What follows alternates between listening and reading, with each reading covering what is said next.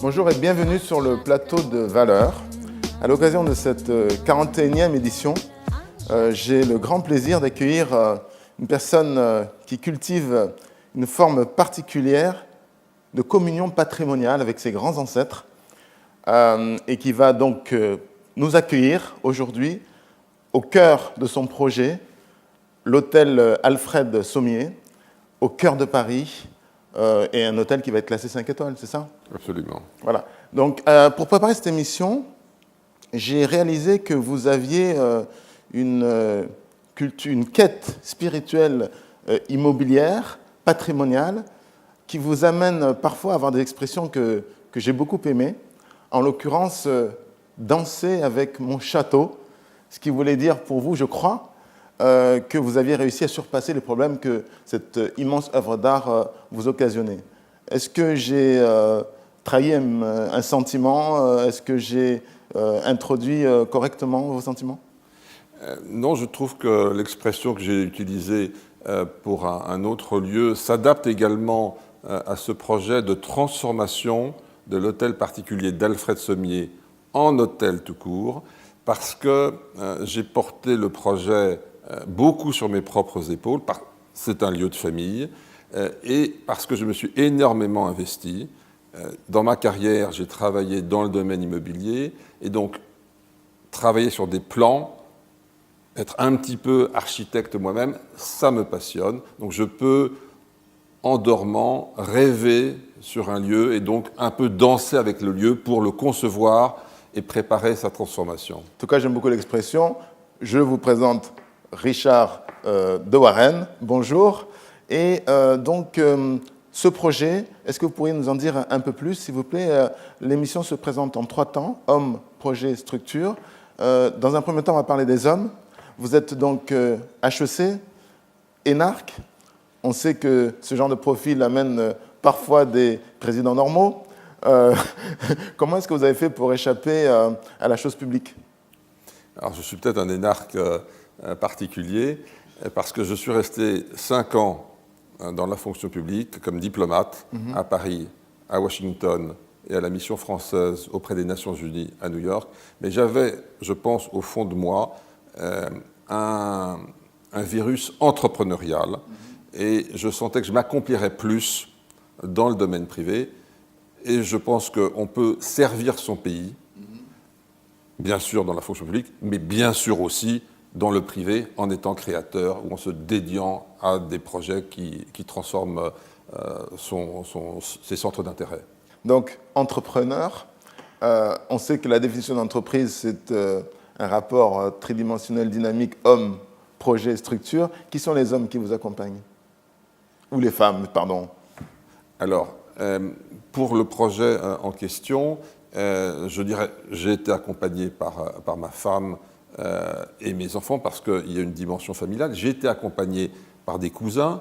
Ici, les murs appartiennent à une SCI familiale, dans laquelle ma mère et moi comptions, mais j'ai d'autres cousins qui sont présents. Et il a fallu qu'il y ait une décision de confiance qui soit prise par les associés de la SCI familiale pour soutenir et me donner en location les murs. Donc j'étais moi-même partie prenante, mais il y a eu quand même un acte de confiance qui a été fait par l'ensemble de la famille. Quand je parlais de communion transgénérationnelle, je ne me trompais pas, au niveau patrimonial. C'est un peu ça. Oui, c'est vrai. Et donc, ma particularité, mais peut-être qu'on y viendra, c'est qu'à la fois, je bénéficie d'un cadre familial, mais mon impulse personnel, entrepreneurial, mes études à HEC, tout ça s'imbrique, et ma carrière passée et présente, tout ça se combine pour aboutir à la réalisation d'aujourd'hui. Le projet, donc un hôtel 5 étoiles au cœur de Paris, porté par un indépendant. C'est rare quand même, non, pour un hôtel 5 étoiles ?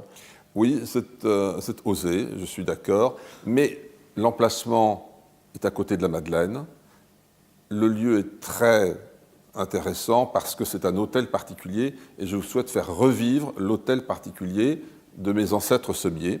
Alfred Sommier a vécu ici, et donc il y a une dimension particulière. Il n'y a pas d'autres hôtels à Paris où on peut dire qu'il appartient à la même famille, de la construction jusqu'à aujourd'hui. Qui était Alfred Sommier? Alfred Sommier appartenait à une famille de raffineurs de sucre. D'accord. On est au milieu du XIXe siècle. Son père et son grand-père ont développé, au départ c'était des ateliers de raffinage, et puis c'est devenu des usines, des raffineries de sucre. Leurs affaires industrielles étaient situées à La Villette, au nord de Paris. Et donc, très dynamique, très entreprenant. Il développe donc ce raffinage de sucre de canne ou de sucre de betterave. Le concurrent, c'était Béguin, non? Alors, il y avait les familles Béguin, les familles Say, la famille Lebaudy. Au début du XIXe siècle, au début du XXe siècle, les Sommier et les Lebaudy ont fusionné. C'est devenu Lebaudy-Sommier. À la suite d'autres fusions, le groupe est devenu la Générale Sucrière. Donc un leader. Alfred Sommier était le leader des affaires sucrières en son temps. Et aujourd'hui, ces différentes fusions ont fait l'ensemble qui s'appelle Saint-Louis Sucre, qui est donc l'un des deux leaders avec Béguin-Say en France, sachant que la famille n'a plus d'intérêt dans le sucre à la suite de ces différentes fusions, mais nous avons gardé des éléments immobiliers patrimoniaux. D'accord. Donc aujourd'hui, quel est le substrat, quel est l'objectif qui est le vôtre, la cause subjective, si je puis dire?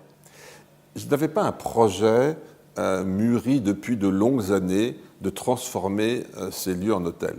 C'est que le locataire qui était là, le principal locataire, nous a déclaré un peu soudainement qu'il résilierait son bail. D'accord. Et donc en 2014-2015, j'apprends ainsi que mes cousins cette nouvelle.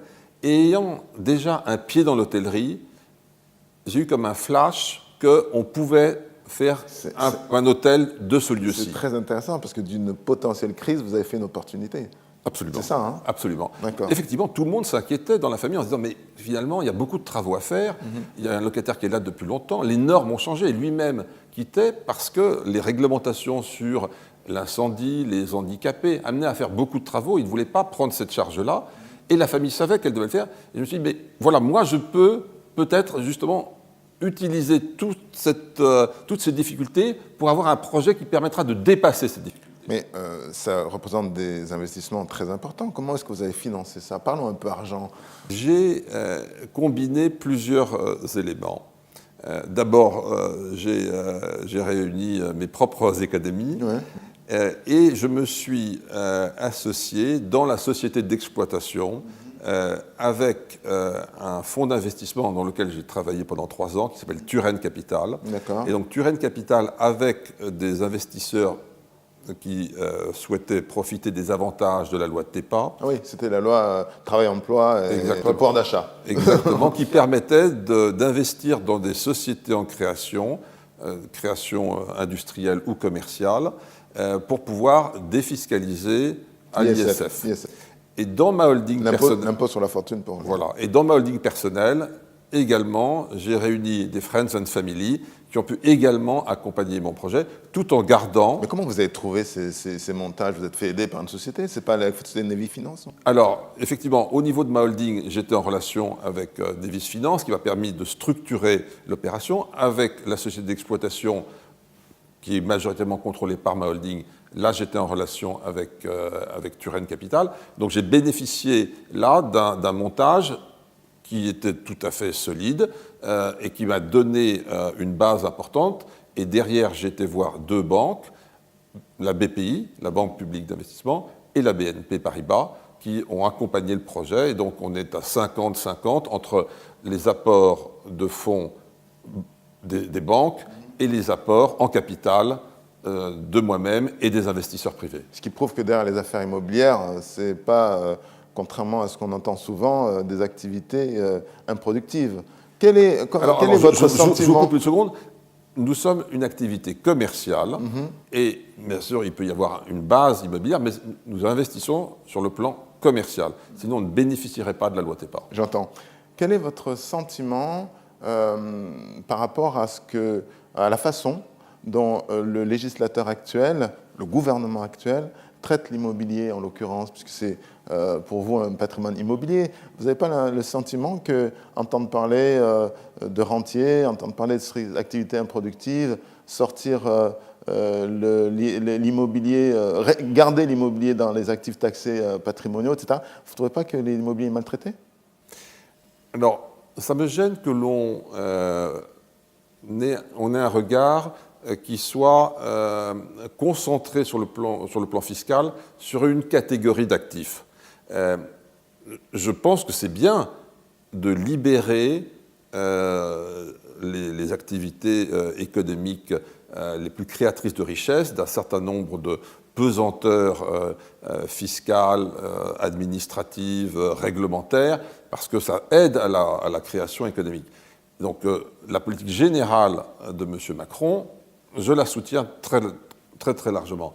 Sur le plan immobilier, effectivement, il faut veiller à ce qu'il n'y ait pas des phénomènes de stigmatisation. Oui. Vous êtes en pleine ouverture de cet hôtel. Quels sont les temps forts que vous allez attendre à partir de maintenant?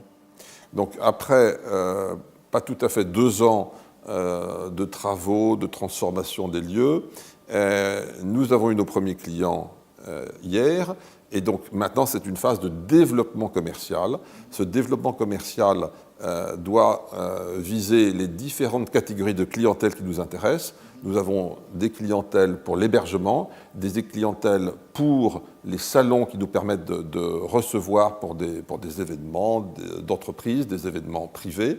Donc nous voulons pouvoir présenter à travers notre propre site internet, notre brochure, les actions commerciales directes auprès des corporates parisiennes,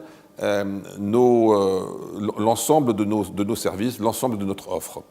Vous avez parlé de nouvelles technologies. Est-ce que vous allez marier les deux époques, les deux infinis? Donc on est au XIXe siècle d'un côté, aujourd'hui les nouvelles tech. Comment est-ce que vous mariez ça? C'est un point très, très pertinent parce que je ne souhaite pas que le temps soit arrêté pour ce lieu historique. Et nous avons un accent sur les nouvelles technologies pour l'ensemble de nos services.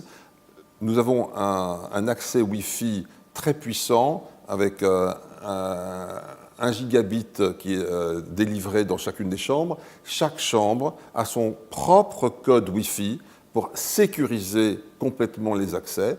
Et en même temps, on peut offrir pour des groupes un code commun qui leur permet, lorsqu'ils sont en salle de conférence ou qu'ils sont dans les parties communes de l'hôtel, d'avoir un accès avec leur propre réseau interne. Et ces différents réseaux arrivent à cohabiter ensemble. Que dirait Alfred Sommier de tout ce développement, selon vous?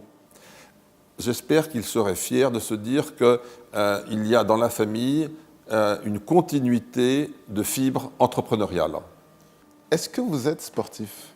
Alors, j'ai encore des activités sportives. Je monte à cheval 1 fois par semaine. J'ai la possibilité de pratiquer l'équitation. Et pendant l'été, je joue au tennis. Donc, plutôt sport individuel? Oui. Sur le plan des valeurs, en regardant cette caméra, qu'est-ce que vous pourriez dire qui définissent votre substrat, ce qui vous porte en termes de valeurs? J'ai 3 valeurs qui m'animent. La première, ce sont les valeurs familiales. Je bénéficie d'un lieu dont l'origine est familiale et je souhaite bien sûr que la famille soit au cœur de mon dispositif pour qu'on puisse se rendre compte que ces industriels du XIXe siècle étaient extrêmement actifs, tournés vers les arts, tournés vers la philanthropie. Deuxième valeur qui m'anime, c'est l'entrepreneuriat. Je crois qu'on se réalise, si on en a l'énergie, en créant des activités économiques. Et donc, je voudrais qu'on perçoive bien que le cœur de ma démarche pour créer cet hôtel est entrepreneurial.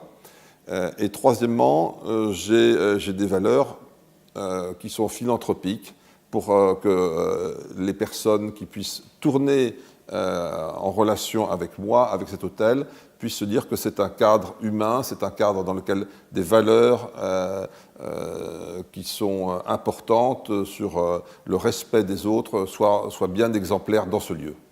Merci infiniment, Richard de Warren. C'était vraiment passionnant. Et si j'ai bien compris, permettez-moi de vous souhaiter de pouvoir danser avec l'hôtel Alfred Sommier. Merci beaucoup.